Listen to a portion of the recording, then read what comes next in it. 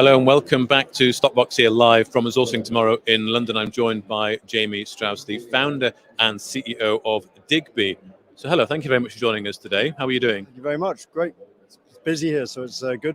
Busy, yeah. Well, we had a brief chat yesterday. So of course you're not a mining exploration company, but you work very closely with them, don't you, in a very important area, which is ESG, environmental social governance. We hear a lot about that these days. So could you just tell us a little bit about what Digbee do?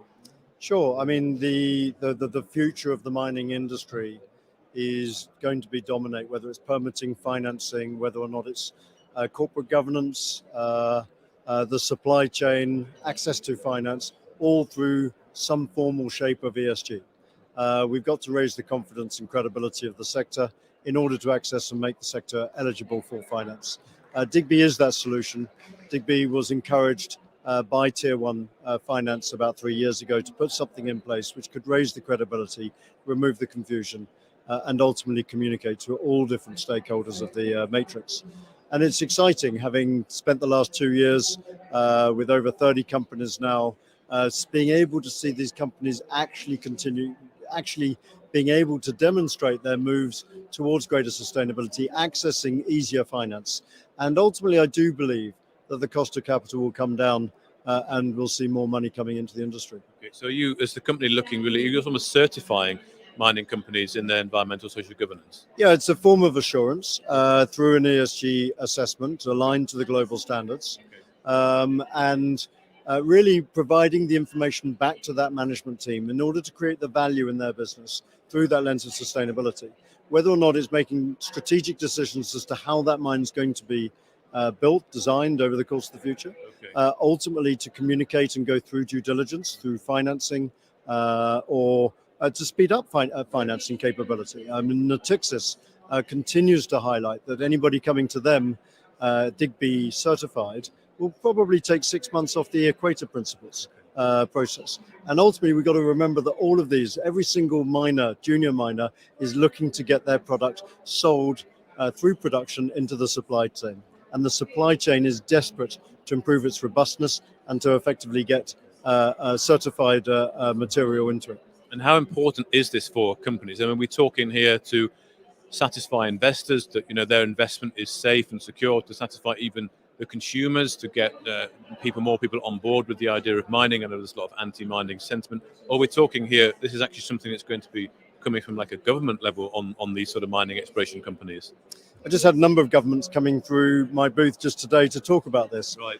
But I think we got to look more holistically here. I mean, if we look at the supply chain, metals and mining is at the top of it, but it's not grown, it's mined.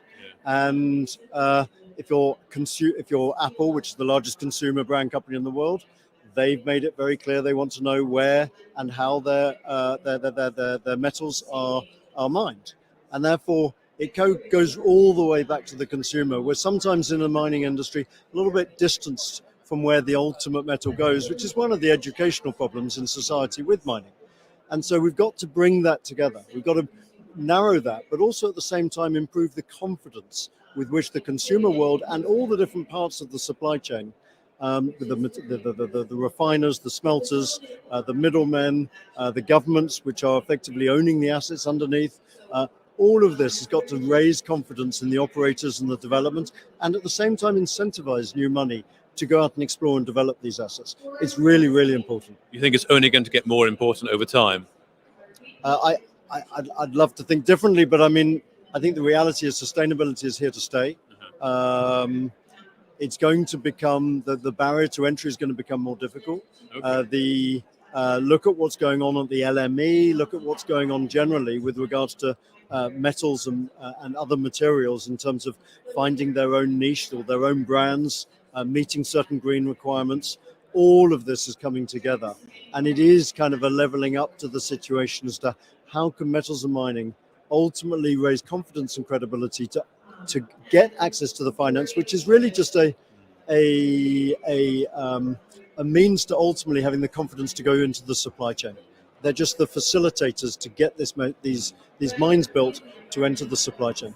Well, I think there's a few things. I mean, I think when it comes to mining, it does a tarnished reputation, but ultimately, if we're going down the green shift, we need these raw materials. So we have to go down that route. And I think the way to perhaps get people who are anti-mining on board would be to talk about sustainability, talk about the need, first of all, but talk about sustainability, regeneration, that kind of thing. And that would be to get more people on board with the sector, but also governments need to do it because it's responsible to do that. And the public need to see, in the Western world anyway, that governments are on board with this. But here's an interesting point I thought of the other day.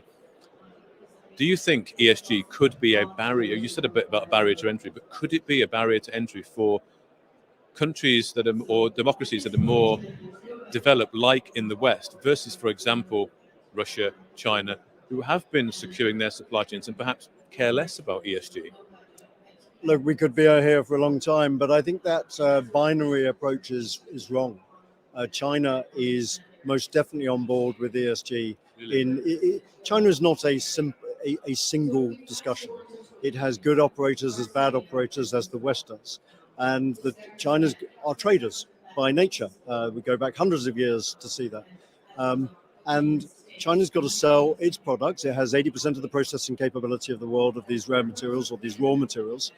How do they sell their products into the supply chain of Europe, the US, and other parts of the world if they don't incorporate the sustainability and therefore the ESG capability of this? So it is wrong to mark them into a non-ESG framework. They are very much part of it, but they are not, just like in the West, not 100%.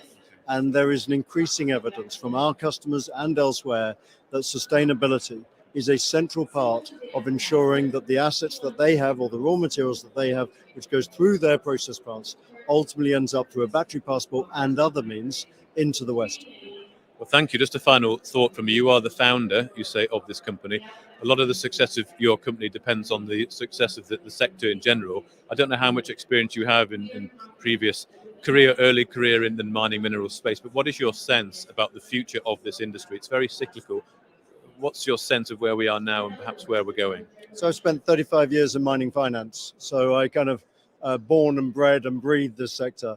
Look, it's a really exciting time. Okay. I mean, it is frustrating that we have got the lowest valuations of the sector they're 40 or 50% lower on an EV/EBITDA basis than the mid-1990s. We've got some of the strongest balance sheets of any industry. We've got a growth format which looks out in the critical mineral space, which is probably better than every other sector. This is a truly exciting time, but at the same time masked by incredible complexity and difficulty with regards to access to capital. We've got some of the worst cost of capitals relative to any other sector. There's a lack of confidence by pension funds to invest in the industry. We do need fundamental change. We need to do that through the lens of sustainability, which is the reputational risk issue with which most investors have in investing in this industry. But we also need to improve our progress in terms of putting structure in place to ensure that we can get better investment track record and therefore encourage new investment into this sector. Well, thank you very much for your time today. Jamie Strauss, the founder and CEO of Digbee. I hope you enjoy the rest of the event and stay tuned on Stopbox for more. If you enjoyed this interview, then give us a thumbs up, a like or a retweet.